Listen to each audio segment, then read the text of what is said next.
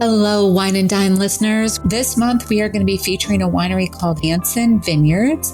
This is a family-run winery. And the really cool thing that we found out when we were visiting this winery is that the winemaker originally went to college in Ithaca, is from Oregon, but went to college in Ithaca, spent some time in Washington, D.C. He was super cool to talk to because he was more in the lawmaking side. So we had a little conversation about that, and then moved back to Oregon and his family farm with very, very deep roots in the area to, which I loved because they actually have that family farm and very deep roots. Of course, I loved that it was deep roots with Rooted Planning Group, but we had a chance to actually talk with them, with the winemaker when we were there. So much fun. If you want to follow him on Facebook, Instagram, and Twitter, it's Hanson Vineyards.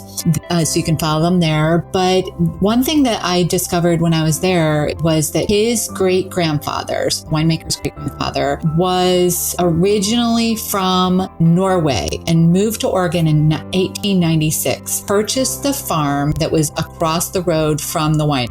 They then took the property into a winery in 1930. So that's when it says very deep roots. That's what they mean. Well, let me tell you, we love their wine. Of course, they had a good Pinot Noir. That's what Oregon is known for. But today, what I'm going to talk about is their Gamay. The Gamay Noir is one of the different grapes that exists, and we loved it. It was unique.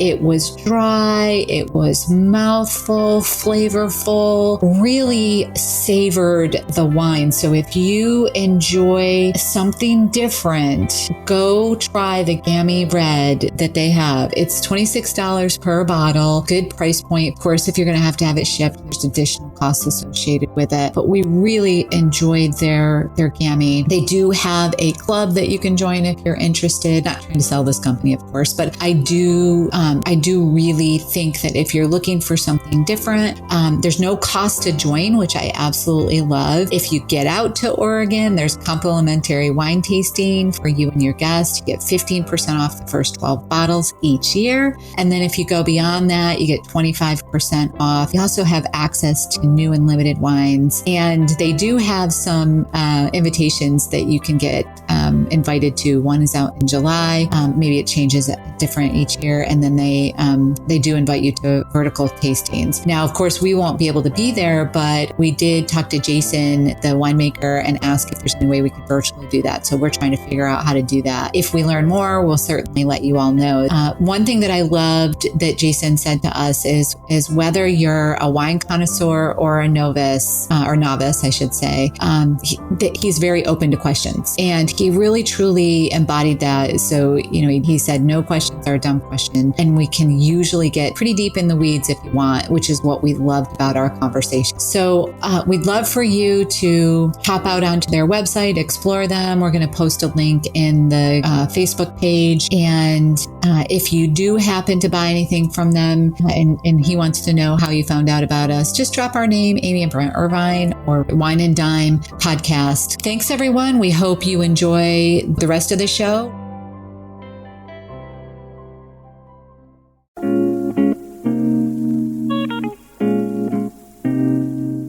Every week, it's my goal to share financial information that helps you in both your life and financial vineyard. We hope it takes you from your roots to the journey of your vines and the influences in the air that have helped craft your delicious life. Like wine, life and finances have different palates that should be celebrated and not judged.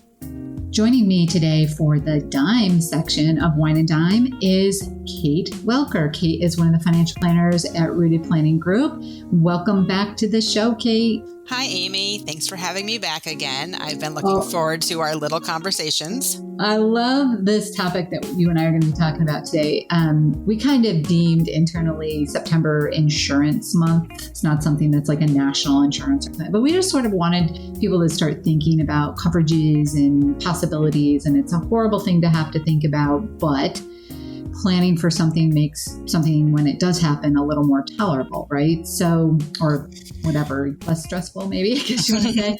And we're pulling from your experience over your lifetime, actually, because we wanted to talk about what if there is a catastrophic situation or a damaging situation to your home? Yes. How do we get it restored? Yeah, so my background is a little bit unique. I'm a financial planner, but part of my life was spent, I have self-employed parents, as I've talked about a few times, and my father, a piece of his business was in smoke restoration, which is when you've had a fire, either an actual fire, a furnace puffback, different things that would leave soot or fire damage in your home, and water restoration, which could come from things like burst pipes, floods, any kind of water damage. So I grew up watching this situation and him working in it. And then I worked with him the end of probably my senior year of high school into college. I was his primary employee in the summers. And then anytime they had a larger project that was restoration based and I had time available, I'd work with them.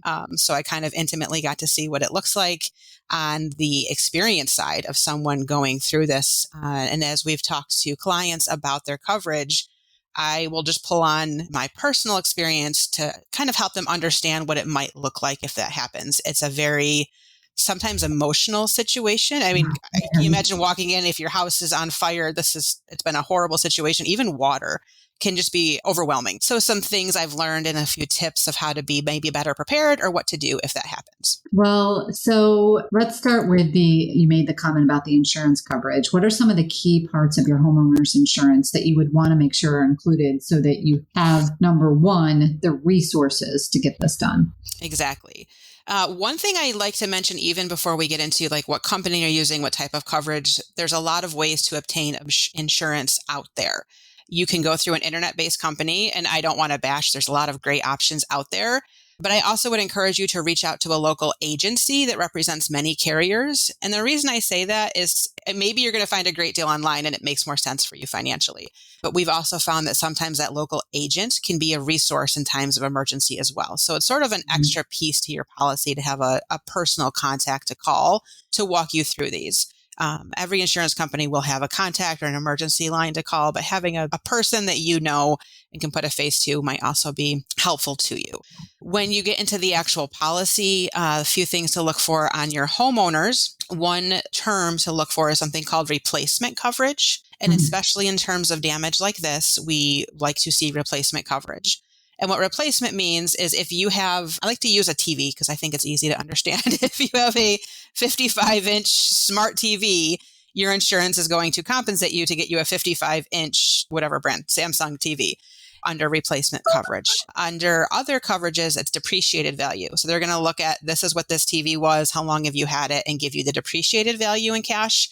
So you wouldn't be made whole again, so to speak. You would be able to buy a used TV, not a brand new TV. And we all know that TVs go down significantly in a given day, let alone over a period of time. Absolutely.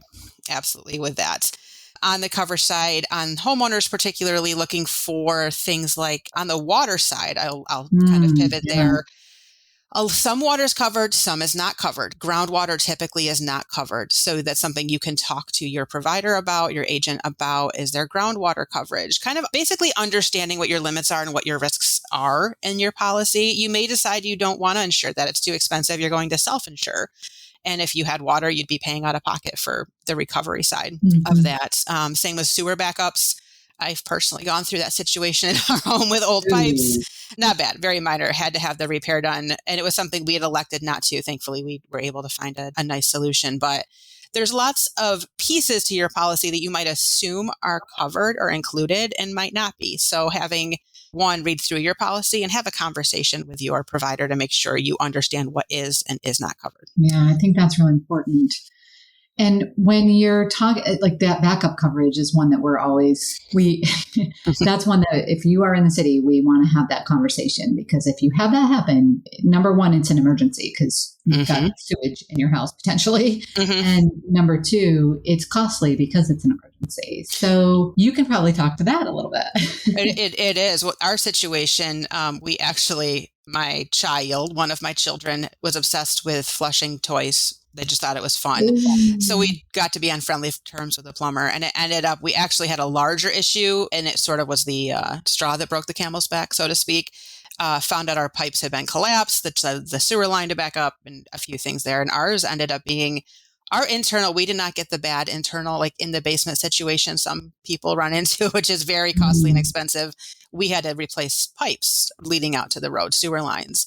But the situation, I've had, again, listen to my father get called into houses. It's his probably least favorite calls he gets, where they, no fault of their own, something happens, and all of a sudden their basement is full of sewage, and it is a very costly expense to hire a team to come in. It's a contaminated substance, so there's certain protocols that have to be followed to be able to haul that, dispose of it properly, make sure you have a professional that is trained and certified properly to take care of that and get it out of there. And anytime you have water, also making sure you are aware of the long-lasting effects if it's not taken care of properly. So we just talked about sewage backup. If it was even groundwater, if you leave water standing, it could lead to things like mildew and mold that are going to give you larger problems down the road. Yeah. So your dad has done a lot of restoration. You, by nature of working for your dad over the years, have done a lot of restoration. What are some of the things that it's always a woulda, coulda, shoulda thing in those situations. But what are some of the things that you wish people, you could say, I wish this had been done so that it would help other people in the future should it ever happen to them? One thing that we talk to clients about, and this partly has become from my experience, is having some sort of home inventory done. So whether this is I call it the old-fashioned way of walking through your home and kind of writing a list and inventory of your property and assets, something we recommend, and Amy, I've heard you many times say this, is use your cell phone and periodically just walk through your house with the recorder on and just kind of show bookshelves, show electronics. If it's anything valuable, or electronics especially, just state details like the model number, the manufacturer, if size information. Going up through closets, open the closet and just kind of take a quick video. And the reason I say that is if you have a situation, typically we're talking about a fire in this case, because when you have water damage, the item is still there. It's soggy, but you could catalog the items that are being disposed of. In a fire, you don't have it many times, or it's damaged beyond repair. And if you've just handled that situation and your adjuster comes to you and says, hey, can you make me a list of what was in this room?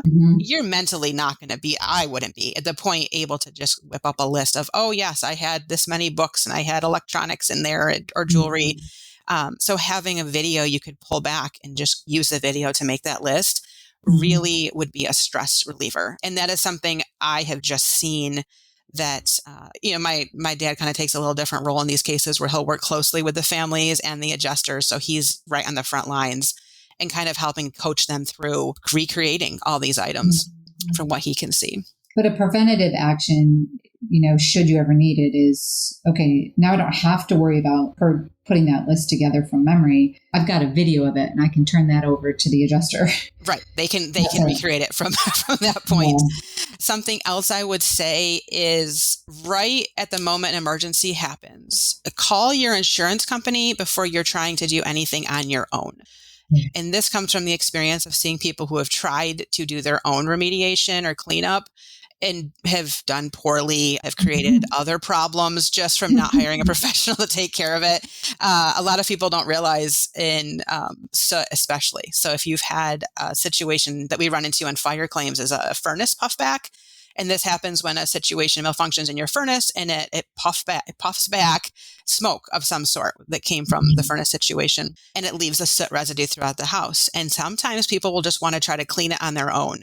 And once you get soot wet and don't remove it properly, it turns into almost like permanent paint. So I've seen people that have tried to start cleaning their own, and I wouldn't have known this on my own with not, and you can't get it off at that point. It would have to be painted over or torn out. Where if you just leave it be and a professional comes in and does it correctly, it's gone. So it's one of those, I know a lot of us like to DIY things these days or save money. We're afraid of paying your deductible, calling the insurance company, and we're either afraid the deductible is going to be high, I don't want to pay that, or it's going to make my insurance go higher if I have a claim. Asking a general question. You don't have to turn it in if they don't think it makes sense to you, but asking a question about, is this covered? What would a provider do? And a lot of professionals will work with you on that deductible. I've also found not across the board, but many will. And it may be something that you can cover over time if your insurance doesn't cover it or something. I mean, it's Right. still better to have, when it comes to a situation like that, it's still better to have a professional come in and deal with it. And I know you were talking about soot, but it's especially important. I'm shifting gears just a little bit when it's water. And it was a little over a year ago that Jasper, the town that Brent and I live in, was just flooded. Woodhull, Jasper, that whole area was completely flooded.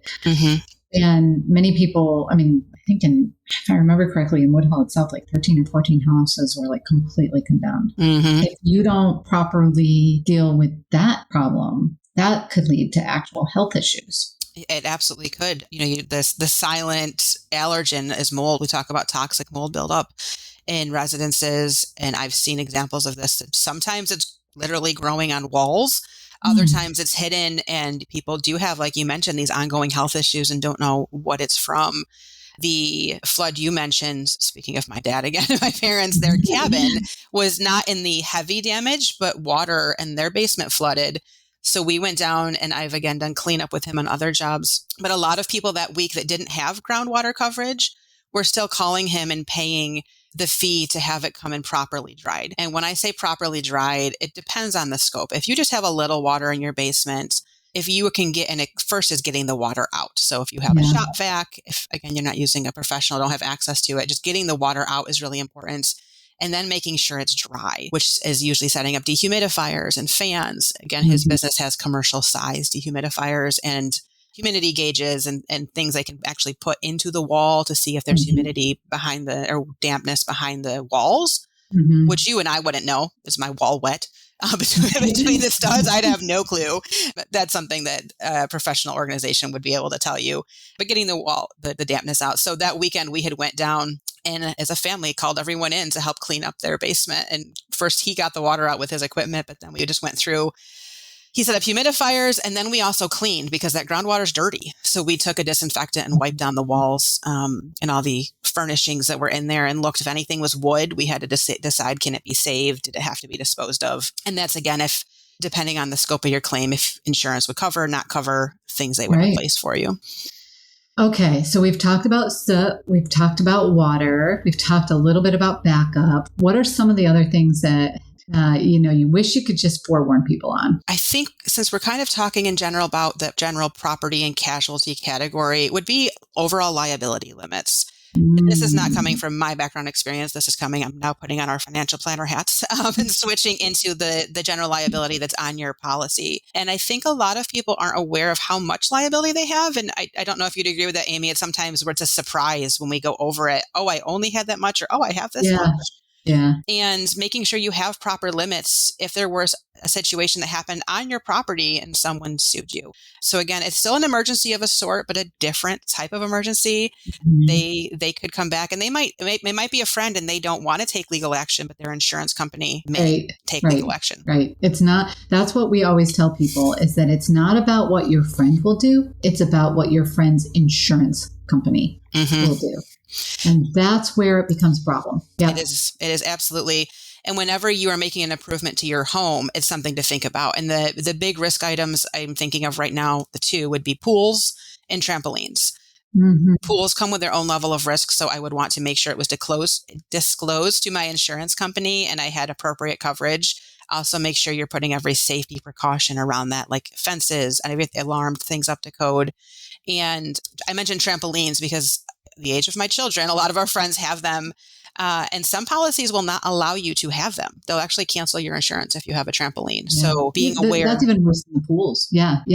Oh, it is. It's a high risk. One of our friends had their insurance canceled. They didn't disclose it, but the insurance company actually pulled Google Earth footage, some kind of footage that could determine if they had a trampoline. So they sent an agent for a property inspection and they ended up pulling their insurance, told them they had to find a new provider because they wouldn't, or remove the trampoline from their house. That was shocking to me. It was really, really intriguing, the process they had gone through. And they said it's standard now. They periodically will pull footage of backyards to see if there's anything that's not covered. Oh my gosh. Yeah, you and I have never talked about that situation. It was, I don't know what company they were using. I have no clue what it was in the conversation I got into with them. Yeah. But they were just verifying there was nothing, I don't know, you say not illegal, but not allowed under their coverage or would disqualify them from being covered. And the thing with animals, if you have animals, even the kindest animal, just make sure you have protection, liability, because you never know what could happen. And that's something that we'll see sometimes come back on a dog bite, a kick by an animal, things like that cause medical bills. Right. That liability side in your insurance, talk about losing insurance. Certain dog breeds will do that too. So be aware if you're a family that's thinking about adopting a dog, as sadly as if you're thinking about adopting, you don't necessarily think breed, you think what's good for my family. Right. But your insurance company doesn't care if it's a well-mannered dog, regardless of the breed. They really focus on the breed. So I would, in planning to add a pet to your family, I would reach out to the agent or the insurance company you're working with and ask them that question so that you're not surprised by it later. Because a lot of the policies anymore write that hardcore, I would say, rider into the coverage itself, saying that, it just won't be covered. Like if you add that pet to your family, it just won't be covered. And so there again, situations like that, it's not about the family member or the friend that wouldn't sue you. It's about their insurance company. And I will guarantee you that if a child or an adult gets injured because of a dog, the medical insurance company will come after your home insurance company. It's just what they do because they don't want to have to pay it. They're going to come after you, especially if it's really significant in nature. They will. And I think the final thing I would say is a note about communication. If you're in an emergency situation, communication is key. I've seen so many people, I touched on it early, that are afraid almost to call their insurance agent initially. Again, depending on the scope of what's happened. If it's a fire and you've lost your house, that's usually no one's doubting about calling. But for small situations, I think there's a fear sometimes to call just because they've heard stories about, a phone call will make your rates go up. No, they'll typically also guide you through the process. Right. And we didn't even talk about the process. Once you call your agent, they'll send an adjuster out to review your property and your damage and see what the claim looks like. And their role is to help you through this. I also like to say, if you're struggling with your adjuster, call the insurance company and talk to them because they may have an alternate or they may be able to sort of push back on numbers as well. Something I've learned watching my father's business, working with adjusters, is there's a lot of room for, I'm not going to call it negotiation, I'll call it communication about what the situation is, what the insurance company is going to cover, what your policy does for sure covers. There's usually this black and white area and a lot of gray area. It's kind of like tax returns when it comes to insurance claims. So just a lot of communication and get any help you can on your side and not be afraid to ask questions. Well, Kate, I so appreciate all the time that you took today to walk us through, your experiences and share the knowledge from all the fun years that you had some hard labor that you had to participate in and working with your dad's business. Tell your dad we appreciate the knowledge that you've brought to the team because of that. We hope that all of the listeners have enjoyed this tip. I guess you want to call it series of tips from Kate. And again, her knowledge and background. If you like what you hear, please feel free to rate us. We only get a bump up when other people subscribe to us, and we want them to have this great information. So please feel free to rate us and to send us any comments, questions, concerns. Don't hesitate to reach out to us if you'd like us to feature a particular topic in the future. And make sure you share it with your friends on Facebook, LinkedIn, Twitter, and on Instagram. Thanks, everyone, and we hope you've enjoyed the show. And that will about do it for today's episode of Wine and Dine. You can contact Amy through the website, www.rootedpg.com, or amy@rootedpg.com. You can also follow us on Facebook and Instagram @rootedpg for the latest news. And if you have any questions, comments, or topics you would like to hear about, feel free to let us know. And don't forget to rate and subscribe the show wherever you get your podcasts. And again, thank you for listening, and be sure to tune in next time.